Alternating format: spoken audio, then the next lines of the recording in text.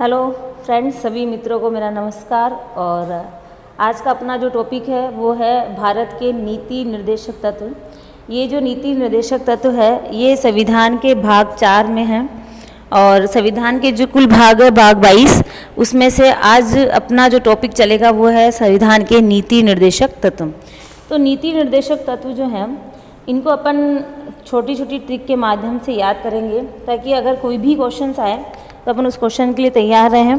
तो छोटी छोटी ट्रिकों के माध्यम से आपको ये तत्व याद करवाए जाएंगे। इसके लिए आपको क्या करना है, वीडियो को अंत तक देखना है ताकि आपको ये अच्छे से याद हो जाए। तो अपन स्टार्ट करते हैं। नीति निर्देशक तत्व जो है वो संविधान के भाग 4 में है और अनुच्छेद 36 से लेकर 51 तक है। ठीक है, एक क्वेश्चन तो अपना ये तैयार होता है।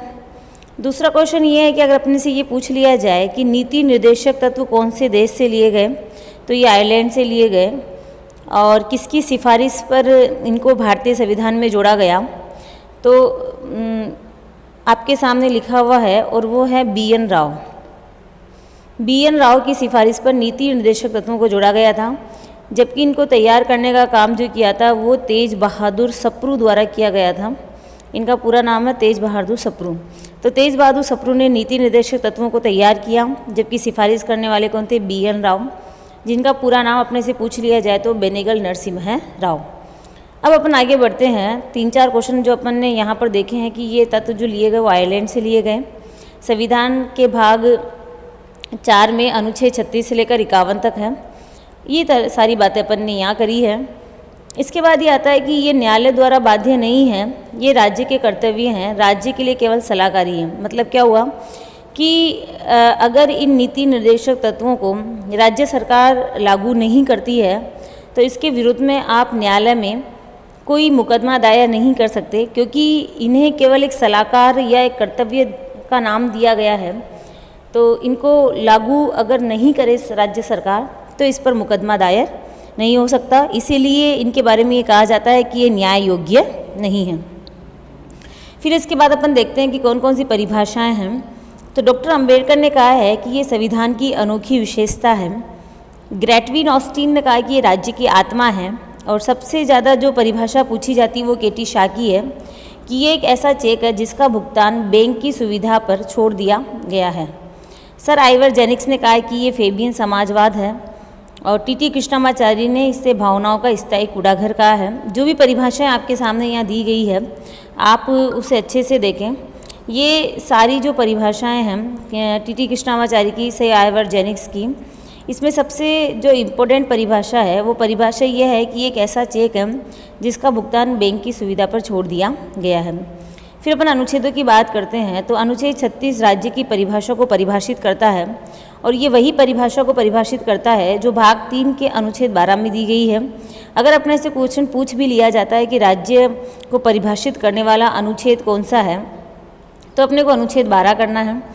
अनुच्छेद 37 क्या कहता है कि प्रत्येक राज्य सरकार का ये दायित्व है कि अपने राज्य को राम राज्य बनाने के लिए वह नीति निर्देशक तत्वों को लागू करे, यह उसका कर्तव्य होगा।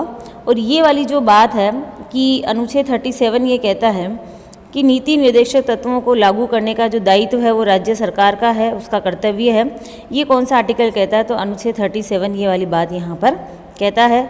जबकि अनुच्छेद 36 जो है वो राज्य की परिभाषा और अनुच्छेद 37 जो है वो राज्य के कर्तव्य। उसके बाद आगे बढ़ते हैं। आर्टिकल 38 ये बोलता है कि प्रत्येक राज्य जो है वो अपने राज्य को राम राज्य बनाने के लिए प्रत्येक नागरिकों को सामाजिक, आर्थिक, राजनीतिक न्याय, प्रत्येक प्रकार की सुविधा दें, उसे लोक कल्याणकारी बढ़ाएं। और 38(2) ये कहता है कि राज्य विशिष्टतया आय की असमानताओं को कम करने का प्रयास करें। मतलब ये हुआ कि प्रत्येक व्यक्ति अपना जीवन निर्वाह अच्छे से कर सके, इसके लिए राज्य सरकार क्या करे, आय की असमानताओं को कम करें। तो आपके सामने अभी अपन ने कौन कौन से अनुच्छेद देखे। अनुच्छेद 36 जो अपन ने यहाँ पर देखा है कि राज्य की परिभाषा है। 37 क्या कहता है, 37 कहता है कि राज्य सरकार इनको लागू करे। और अनुच्छेद 38 ये कहता है कि आय की असमानताओं को दूर करें। उसके बाद अनुच्छेद 39 कई तरह की बातें करता है। इसमें कई ये बोलता है कि पुरुष स्त्री की सभी को समान रूप से आजीविका के पर्याप्त साधन उपलब्ध हों। उसके बाद ख ये कहता है कि समुदाय के भौतिक संसाधनों के स्वामित्व और नियंत्रण इस प्रकार बटा हो कि सामूहिक सर्वोत्तम रूप साधन हो, मतलब सभी का हित हो। ग ये कहता है कि धन और उत्पादन साधनों का सर्वसाधारण के लिए अहितकारी संकेंद्रण ना हो, मतलब एक ही व्यक्ति के पास में सारी सुविधाएं ना हो। घ ये कहता है कि पुरुष व स्त्रियों को समान कार्य के लिए समान वेतन दिया जाए। उसके बाद में ग ये कहता है कि स्त्री व पुरुष कामगारों को, मतलब सबसे इम्पोर्टेंट इसमें यह है कि बालकों की सुकुमार अवस्था का दुरुपयोग ना हो। तो ये, और इसके बाद में च ये है कि स्वस्थ विकास के अवसर और सुविधाएं दी जाए, बालकों के अल्पवय व्यक्तियों के शोषण से तथा नैतिक व आर्थिक परित्याग की रक्षा की जाए। ये सारी बातें इंपॉर्टेंट है, मगर इसमें सबसे ज़्यादा जो महत्वपूर्ण क्वेश्चन कई बार पूछा गया है वो घ का है कि पुरुष व स्त्रियों को समान कार्य के लिए समान वेतन दिया जाए। ये क्वेश्चन बार बार पूछा गया है, तो आपको इसको अच्छे से ध्यान में रखना है। उसके बाद अपन देखते हैं कि अनुच्छेद 39 क्या कहता है। ये बोलता है कि प्रत्येक राज्य सरकार का ये दायित्व है कि वो अपने राज्य में व्यक्तियों को निःशुल्क विधिक सहायता उपलब्ध करवाए। तो निःशुल्क विधिक सहायता ये वाला जो प्रावधान है ये अनुच्छेद 39 क में है, जिसे बाद में जोड़ा गया था।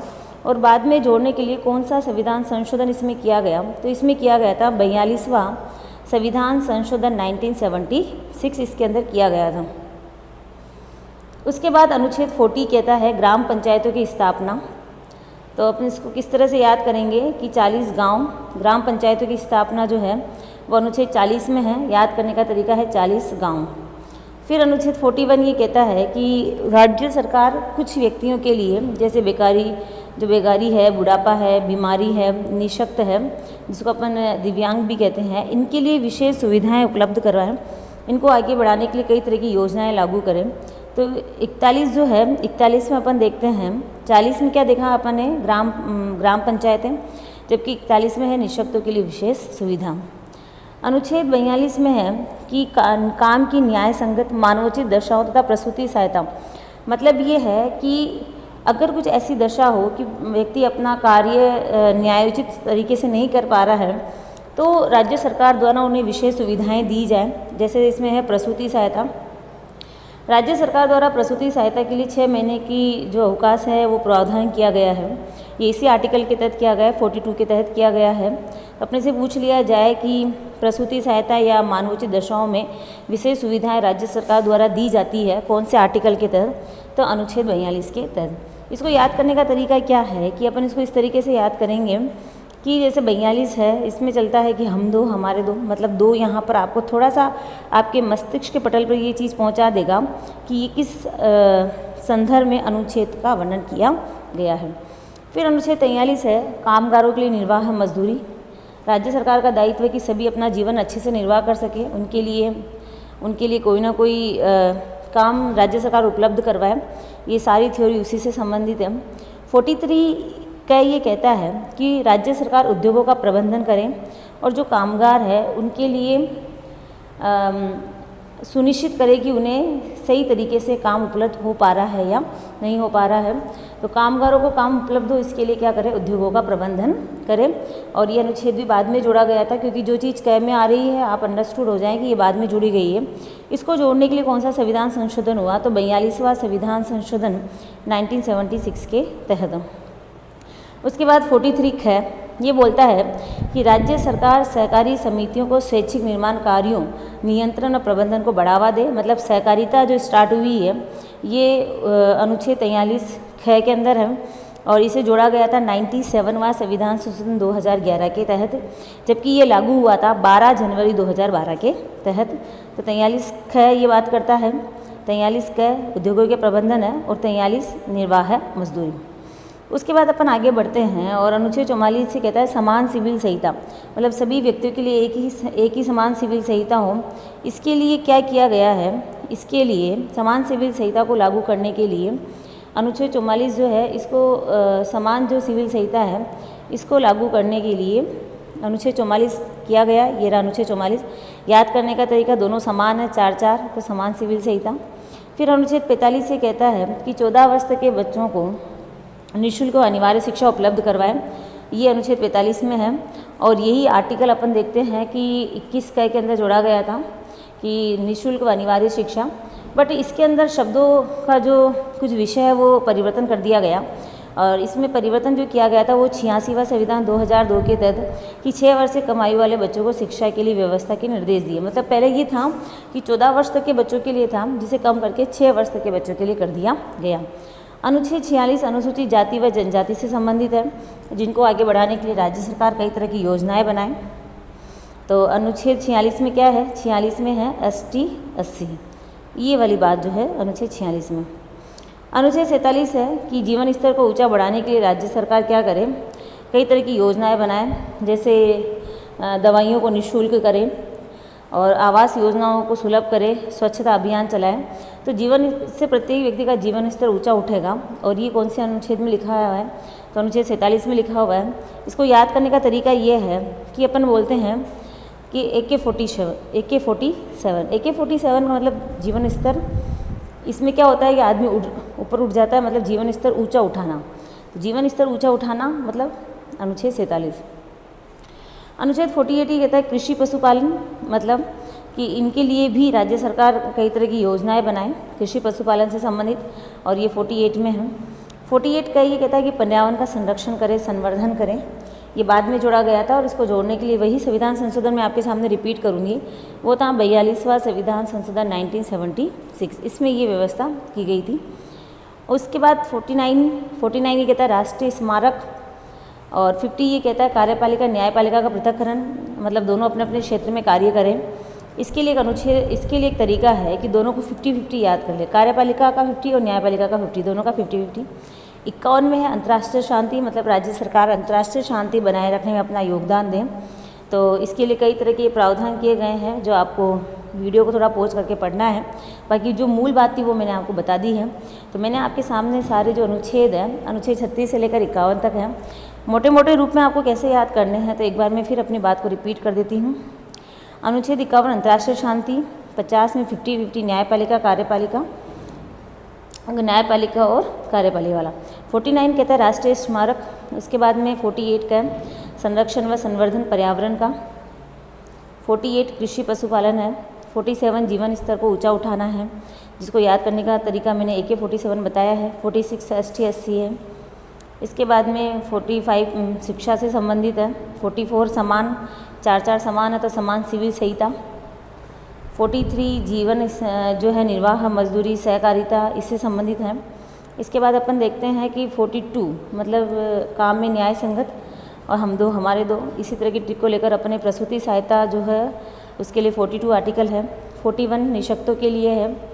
40 है ग्राम पंचायत। उसके बाद 39 जो है, उसके बाद अपन ये देखते हैं कि 39 है राष्ट्रीय जो सरकार है वो सभी को समान आर्थिक रूप से समानता दे।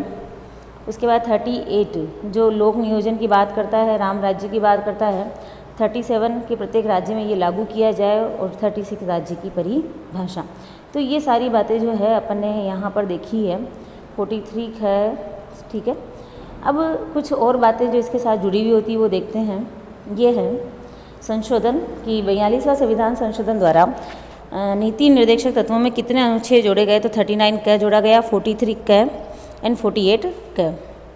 कौन कौन से मामले आए, तो मद्रास राज्य बनाओ, चंपाकम द्विराजन 1951, गोलकनाथ बनाओ 1967 का मामला है, केशवानंद 1973, मिनर्वा मिल्स 1980। इन सभी मामलों में एक ही मुद्दा ये चला कि क्या मौलिक अधिकारों को लागू करने के लिए नीति निर्देशक तत्वों में कोई परिवर्तन किया जा सकता है या नहीं किया जा सकता। तो इन दोनों में जो द्वंद्व की जो स्थिति थी, ये केशवानंद भारती बनाम केरल राज्य में कहा गया कि ये एक दूसरे के विरोधी नहीं है, ये एक दूसरे के पूरक हैं। और मिनर्वा मिल्स में भी ये कहा गया कि अगर नीति निर्देशक तत्वों को लागू करने में मौलिक अधिकार कोई बाधा उत्पन्न करते हैं तो अपन मौलिक अधिकार में परिवर्तन कर सकते हैं, परंतु इसके मूल ढांचे में परिवर्तन नहीं कर सकते। नीति निर्देशक तत्व और मौलिक अधिकारों में क्या अंतर है, तो इस अंतर को अपन देखते हैं कि मौलिक अधिकारों को न्यायिक संरक्षण प्राप्त है, जबकि नीति निर्देशक तत्वों को नहीं है। मौलिक अधिकारों को कुछ समय के लिए स्थगित किया जा सकता है, परंतु नीति निर्देशक तत्वों को नहीं किया जा सकता। मौलिक जो अधिकार है वो नागरिक और राज्य के बीच संबंध की विवेचना करते हैं, जबकि नीति निर्देशक तत्व जो हैं वो केंद्र और राज्य के बीच के पोजीशन को बताते हैं। मौलिक अधिकारों को पूरा करने के लिए राज्य को बाध्य किया जा सकता है, परंतु नीति निर्देशक तत्व को नहीं किया जा सकता। तो अपन ने क्या देखा, अपन ने ये देखा कि नीति निर्देशक तत्व जो हैं वो कौन से अनुच्छेद से लेकर कौन से अनुच्छेद तक है, 36 से लेकर 51 तक अपन ने सभी अनुच्छेदों को पढ़ा। और उसके बाद में अपन ने देखा कि कौन कौन से मामले इसमें आए और मौलिक अधिकार और नीति निर्देशक तत्वों में क्या अंतर है। तो वीडियो का अंतर देखने के लिए बहुत बहुत धन्यवाद।